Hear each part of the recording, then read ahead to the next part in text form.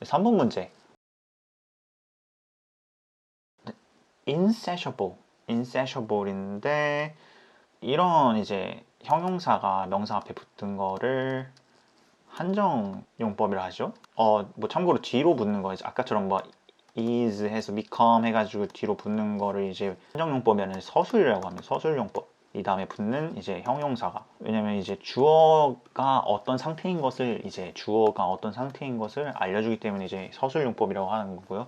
이건 한정용법이라는 건 이제 어떤 명사가 여러 가지 명사가, 그러니까 명사도 on이라고 해가지고 이제 어떤 특정하지 않은 어떤 불특정한 이제 명사가 나오면 그거를 불특정한 걸 좀 더 특정화해 준다, 이제 한정해 준다라고 얘기를 해요. 그래서 한정용법이라고 얘기를 하는데, 이 한정용법을 쓰고 있으면은 이 뒤에 명사가 뭔지 당연히 확인을 해 줘야 됩니다. 뭐 정말 이 뜻을 그대로 알고 있다면은 그런 거 신경 쓰지 않고 바로 고르면 상관없어요. 모를 수도 있잖아요. 저희가 근데 모른다면은 이제 명사와 더불어서 여기에 한 번씩 넣어보면서 생각을 해봐야겠죠. 네, appetite 하면은 이제 어떤 식욕을 우선은 저희가 제일 많이 생각하게 되는 뜻이고요. 그거 말고도 이제 욕구라는 게 있어요. 욕구. 네, 욕구라는 건 그럼 다른 말로 이제 desire가 있겠죠. 이 desire인데 어떤 desire나 어떤 식욕이냐가 이제 이 문장의 중요한 핵심 부분입니다. 이 문제. suitable이라는 말이 이제 맞아요. 과연 desire라는 말에 들어갈 수 있을까요? suitable은 알맞은이라는 뜻이잖아요. 뭔가 쑥 하고 들어갈 수 있는 건데, desire라는 말에 알맞은 게 있을까요? desire는 뭐 욕구라는 건 저희는 뭐 욕망은 끝이 없다라고도 얘기를 하잖아요. 끝이 없다. 욕구를 뭐 안정적으로 뭐 적당히 부릴 수 있으면 좋겠는데, 근데 욕구라는 거는 그렇게 안 생겨 먹었죠. 저희가 suitable란 말은 우선은 알맞지 않네요. 네, 우선은 탈락. 두 번째, bottomless. 이거는 바닥이 없잖아요. 바닥이 없다. 좀 이걸 생각하시면 밑 빠진 독에 물 붓기. 이렇게 보면은 이제 너무 깊어서 끝을 알 수 없는 거, 이런 이미지를 생각하시면 돼요. bottomless. 근데 아까 말했죠. 욕망은 끝이 없다라고 얘기했잖아요. 근데 저희가 밑빠진 독에 물 붓기, 계속해서 욕망이 들어가고 뭔가 욕구를 채우려고 계속해도 채워지지 않는 그런 이미지로 생각하면은 이제 bottomless 꽤 유능하죠. 꽤 유능한 게 아니라 꽤나 그럴듯하죠.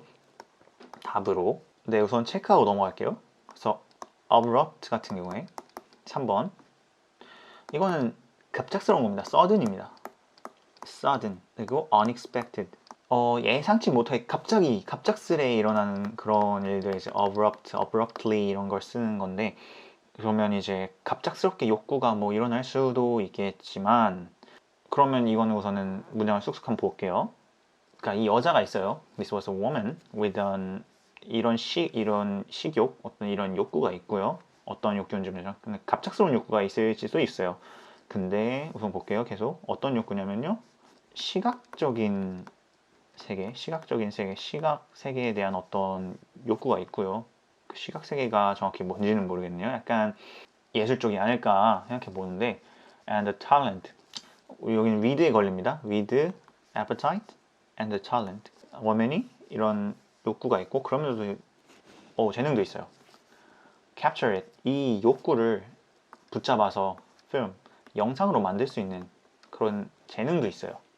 네, 그런 의미인데, 그럼 이게 갑작스러운 시각적인 욕구가 있었을까요? 어떤 이 여자분, 어떤 이 아티스트가 갑작스럽게 이제 비주얼 월드에 대한 어떤 욕구가 빡 솟아나가지고 갑자기 영상을 옮기고 그랬을까요? 아니면은 그냥 오래 전부터 계속해서 있어 왔는데 계속해서 그런 욕구가 계속 있었을까요? 저는 그 후자 쪽이 더 가깝다고 생각을 우선은 할게요. 그쪽이 더 가깝다고 생각해요. 갑자기 욕구가 일어났는데 갑자기 그거 영상으로 한다. 그건 약간 일시적인 욕구잖아요. 어떻게 보면은. 그래서 우선 abrupt는 살짝 보류. 네, 네 번째 sensible인데 딱 봐도 센스에서 나왔겠죠. 센스는 우리가 감각 이런 건데, 이제 감각적인이라기보다는 sensible은 분별력 있는 이렇게 나옵니다. 느낄 수 있는, 약간 뭐 그런 거죠. 느낄 수 있다는 건 약간 우리가 생각을 할 수 있는 거예요. 욕망, 욕구가 약간 분별력 있고 사려 깊은 그런 욕구가 어디 있을까요, 세상에? 욕구는 정말 오히려 어브럽트가 더 나을 수도 있어요. 갑작스러운 욕구가 오히려 더 말이 되는 욕구라고 생각합니다. 이거도 답이 아닐 겁니다. 네, 마지막. 이거는 absurd한 건 이제 stupid, silly라고 생각하시면 돼요. sensible이랑은 좀 완전 반대되는 개념이라고 보면 되는데, 뭐 stupid한 desire 같은 거 있을 수 있죠. 우리 뭐 멍청하게 괜히 더 욕심내다가 그런 거를 stupid하다고 얘기할 수도 있는데, 얘는 우리가 생각해 욕구가 너무 막 뇌를 거쳐서 나오는 것도, 뇌를 거치지 않고 그냥 무작정 막 나와버리는 것도 그건 또 이상하잖아요. 어떤 욕구 같은 경우는 그래도 내가 뭔가를 하고 싶다 하고 그냥 갑자기 이제 뭐 하고 싶은데 이거 어떡하지? 약간 이런 식으로 열망을 하게 되는 그런 느낌이잖아요. 약간 갑작스럽게 뇌를 거치지 않고 나오는 욕구는 약간 본능이랑 더 가깝죠. 그런 의미에서 이제 이 문해와 가까워지는 이 욕망은 좀 말이 안 되는 부분이 더 많습니다. absurd는. 그래서 이 부분도 우선은 탈락. 그래서 우선은 bottomless, abrupt 이 두 가지만 가지고 생각을 해보면 되겠는데, insatiable 이 단어는 어떤 것이냐? 다만 말씀드리지만 만족할 수가 없는 거예요. 만족시킬 수가 없는 거예요. 그래서 앞에 in 보이실 거예요. insatiable 보이실 거예요. 약간 어떻게 외우시면 되냐면은 satisfy 우리가 알고 있잖아요. 만족하는 거, 만족시키는 거. 네, satiable이랑 이제 그냥 비슷하게 해보시면 돼요. satisfy, satisfy의 이 부분을 없앤 다음에 able 이제 해서 만족시킬 수 있는이라고 이제 저희가 생각을 해서 그렇게 외우면은 좀 더 쉽게 외워질 겁니다. 이제 그거 이제 만족시킬 수 없는 거죠. 만족시킬 수 없는 거는 지금까지 우리가 bottomless와 abrupt 이 두 개에서 생각했는데, 이거는 갑작스러운 거고, bottomless 아까 얘기했던 것처럼 이제 끝을 알 수 없는 그런 거죠. 채울 수가 없는 거죠. 그래서 만족시킬 수 없는, 채울 수 없는 bottomless 이 친구가 답이 될 겁니다.